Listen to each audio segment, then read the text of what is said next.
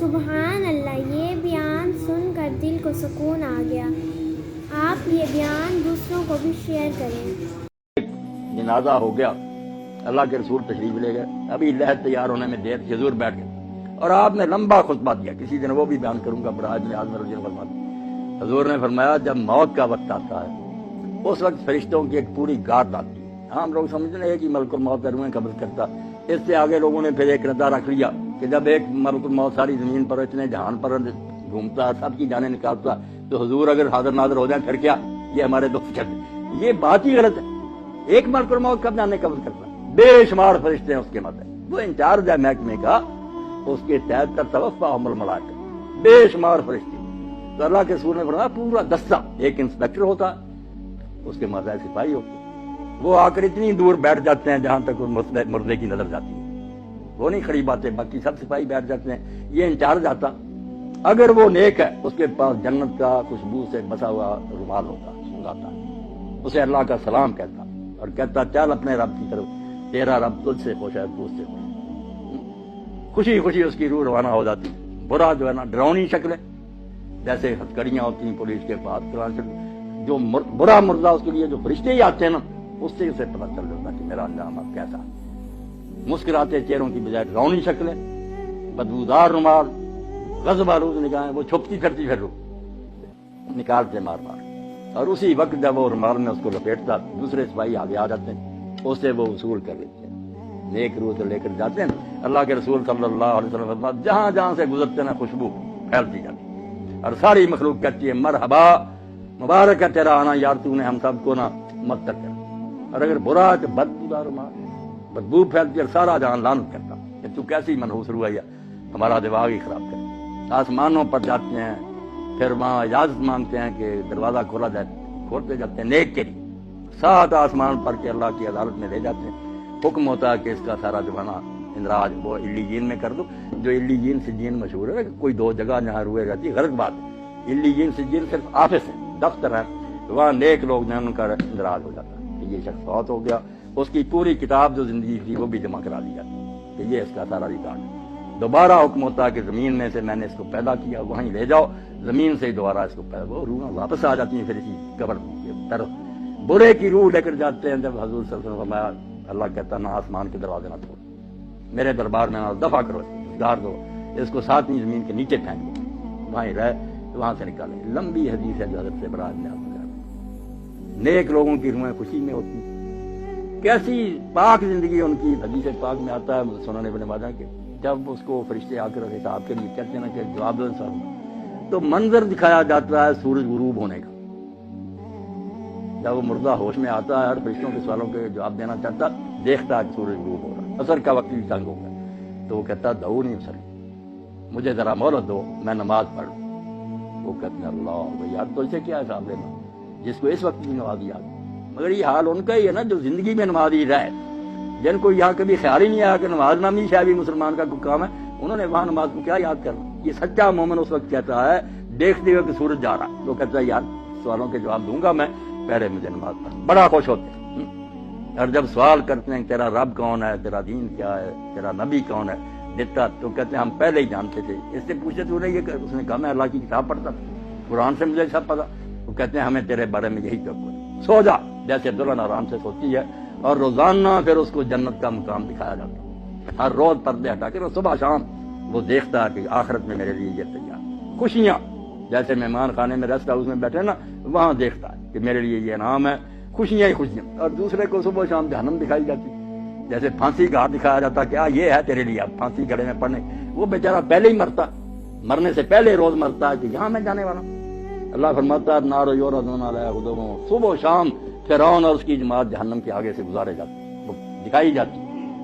اور یوم القیامت یردون الی اشد، جب قیامت کا دن ہوگا سچ میں داخل ہو جائیں۔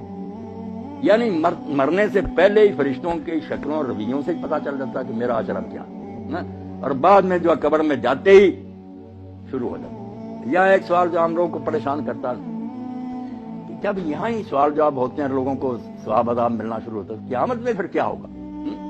تو کہتے ہیں صاحب صاحب قیامت کو ہونا ہے، ادھر آپ بیان کر رہے ہیں کہ سوال جواب ہوتے ہیں اور ثواب عذاب ہوتا، یہ بھی آپ لوگ سمجھدار ہیں، سمجھنے کی بات ہے، ورنہ پریشانی ہوتی ہے۔ آپ سارے لوگ واقف ہیں اس سے کہ ایک ہے حوالات کہ زیر تفتیش مجرمان رکھی ہو، ایک جوڈیشل جیل ہے کہ مقدمہ چلا، فیصلہ سنایا گیا، پھر جس وارڈ میں جانے کے وہ لائق ہے وہ سزا سنا دی گئی، اس کو بھیج دیا۔ جہنم ہے جوڈیشل جیل، پورا مقدمہ سماعت ہو کے کس قسم کا مجرم ہے کہاں بھیجا جائے، یہ قیامت کے دن ہوگا۔ اور یہ جو ہے یہ صرف سرسری بات پر، جیسے پاسپورٹ دیکھا، ویزا دیکھا، چلو ادھر اس کو بھیج، یہ صرف ایسے ہے کہ یہ مہمان خانے میں بیٹھے ہوئے ہیں، خوشیاں منا رہے ہیں کہ آخری دعوت ہمارے لیے یہ ہے، جنت دکھائی جاتی ہے، برے ڈر رہے ہیں۔ اب یہاں یہ بھی سوال پیدا ہوتا ہے کہ ساتھ ساتھ ہی کیوں نہیں معاملہ طے ہو جاتا؟ اللہ تعالیٰ کو سب ابھی فیصلہ کر دے، اس کو جہنم بھیج دے، اس کو جنت۔ یہ کیوں ہے دو مرحلے کے؟ قبر میں صرف سرسری بات پر ہے، آخرت میں پھر جہنم میں جنت ہے۔ یہ چیزیں آپ چونکہ پڑھے لکھے ہیں اور یہ چیزیں ضرور کی ہیں کہ عقیدہ جو آخرت کا اس کو سمجھا جائے۔ بات اصل میں یہ اور بڑی نازک بات ہے جو قرآن حدیث نے بتائی، توبہ توبہ ہم اس کی طرف دھیان نہیں کرتے کہ نیکی بدی وہ نہیں جو آپ نے مرنے تک کی، کھاتا آپ کا بند نہیں، آپ مر گئے کھاتا چل۔ یہ جب تک یہ کارخانہ سٹاپ نہیں نہ ہوتا، میزان نہیں لگ سکتی کہ میری نیکیاں کہاں کا اپنا اثر دکھایا، میری بری مثالوں نے کتنے لوگوں کو بڑا دیا۔ یہ جب قیامت آئے گی نا، اس وقت ہوگا کہ ڈاکٹر صاحب نے کتنے لوگوں کو دین کی طرف رغبت دلائی، ان کی وجہ سے کتنے لوگ دیندار بنے، انہوں نے اپنی اولاد کو، یہ سارا حصہ قیامت کے دن نکلنا۔ اللہ کہتا ہے نکتب ما قدموا وآثارا، ہم وہ بھی لکھتے ہیں جو زندگی میں تم نے آگے بھیج دیا، اور وہ بھی لکھتے ہیں جو فٹ پرنٹس ہے، آپ کے قدموں کے نشان رہ گئے نا، اور لوگ اس پر چل رہے ہیں۔ اس لیے اللہ کے نبی علیہ السلام کی نیکیوں کا آپ اندازہ کریں۔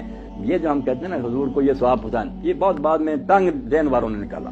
رسول اللہ کو پہنچانا کیا؟ جو نیکی امت کرتی ہے نا، میں نے قرآن پڑھا، نماز پڑھی، روزہ رکھا، ہر ایک امتی کے اس عمل میں سے ایک آپ کے کھاتے میں جا رہا ہے، صحابہ کے جا رہا ہے، امام انہوں نے دین ہم تک پہنچایا۔ جو نیکی سکھائے گا، جتنے اس کے بعد جہاں تک وہ چلتی رہے گی اس کو ثواب ملے گا۔ یہ ایسا بینک کا کھاتا ہے جو بند نہیں ہوتا۔ اور برائی بھی اگر آپ نے شروع کر دی، اچھا بڑا گاؤں تھا، آپ نے لڑکی اغوا کر دی، کوئی قتل کر دیا، دشمنیاں ہو گئی، آگے خون خرابے قیامت تک چل رہے ہیں، تو آپ کو حصہ نہیں ملنا۔